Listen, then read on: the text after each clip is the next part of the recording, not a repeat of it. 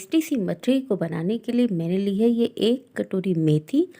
इसमें मैंने सिर्फ पत्ते पत्तों का यूज़ किया है, डंठल का यूज़ बिल्कुल नहीं करना है। और जिसे मैंने काट कर धो लिया है।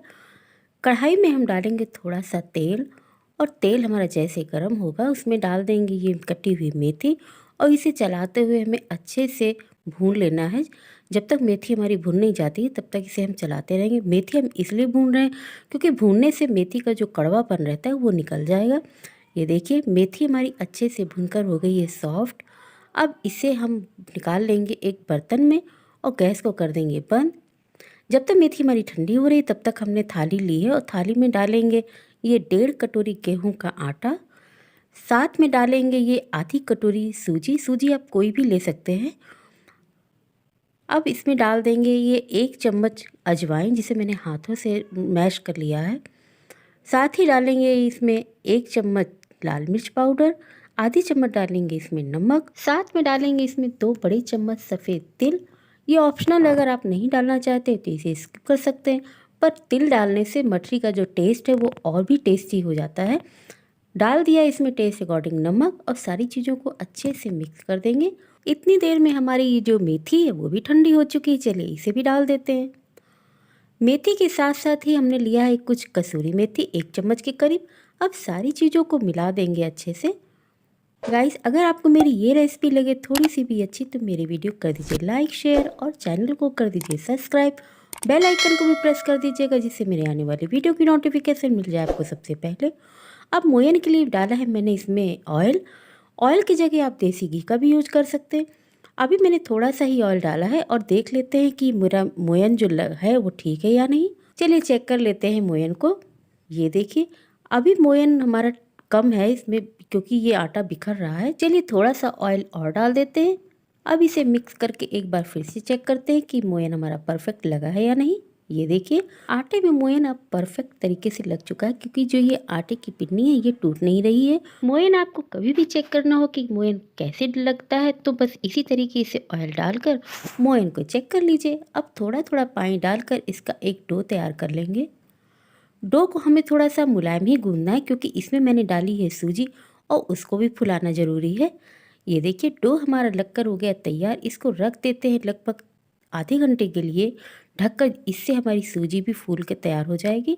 मिलते हैं आधे घंटे बाद। जब तक डो हमारा रेस्ट कर रहा है तब तक चलिए इसका एक पेस्ट बना लेते हैं। इसके लिए मैंने ली है 1 कटोरी, और उसमें डाल देंगे 3 चम्मच कॉर्नफ्लोर। इसकी जगह आप अरारोट या फिर मैदा भी ले सकते हैं। अब इसमें डालेंगे थोड़ा सा ऑयल, और इसका हम एक गाढ़ा सा पेस्ट बना के तैयार कर लेंगे। बस एक बात का ध्यान रखना है इसमें कि लम्स बिल्कुल भी नहीं रहने चाहिए। अगर ज़रूरत पड़े तो ऑयल आप और डाल दीजिए, और अगर आपका पेस्ट पतला हो जाए तो इसमें कॉर्नफ्लोर डाल दीजिए। चलिए इसको चलाते हुए अच्छे से इसका एक पेस्ट तैयार कर लेंगे। पेस्ट हमारा बनकर पूरी तरीके से तैयार हो चुका है। मैं आपको दिखाती हूँ। बस इसी तरीके का हमें पेस्ट की ज़रूरत है, ना ज़्यादा लिक्विड हो और ना ज़्यादा गाढ़ा हो। चलिए इसे रखते हैं एक तरफ, और चेक कर लेते हैं आटे को। आटा भी हमारा पूरी तरीके से रेस्ट कर चुका है। चलिए इसे एक बार और मसल लेते हैं। सूजी हमारी अच्छे से फूल चुकी है। अब इसमें से तोड़ेंगे लोइयाँ। लोइयाँ हमें एक साइज की ही रखनी है। नए आटे में हमारी 9 लोइयाँ बनकर तैयार हुई थी। बस एक बात का ही हमें ध्यान रखना है कि सारी लोइयाँ हमारी एक ही साइज की होनी चाहिए। सारी लोइयाँ को हमने तोड़ लिया है। अब एक लोई का बनाते हैं हम पेड़ा, और प्लेटफॉर्म पे डालेंगे सूखा आटा, और इसकी हमें बनानी है बड़ी सी रोटी। यूँ समझिए कि जो हम घर में नॉर्मल रोटी बनाते हैं उससे इसका साइज हमें डबल करना है। मैं बताती हूँ आपको कितना बड़ा और कितना मोटा पतला रखना है। ये देखिए बस इतनी ही थिकनेस इसमें होनी चाहिए। चलिए अब इसको रख देते हैं एक बर्तन में, और सेम तरीके से अपनी हम 2 रोटी और बेल के तैयार कर लेते हैं।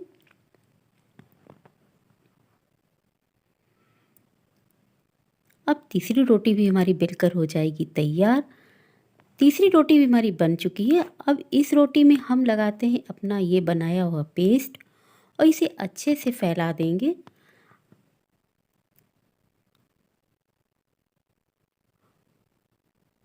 ऊपर से डालेंगे इसमें सूखा आटा, और इसे भी हाथों से अच्छे से फैलाकर और रखेंगे अपनी ये एक रोटी इसके ऊपर।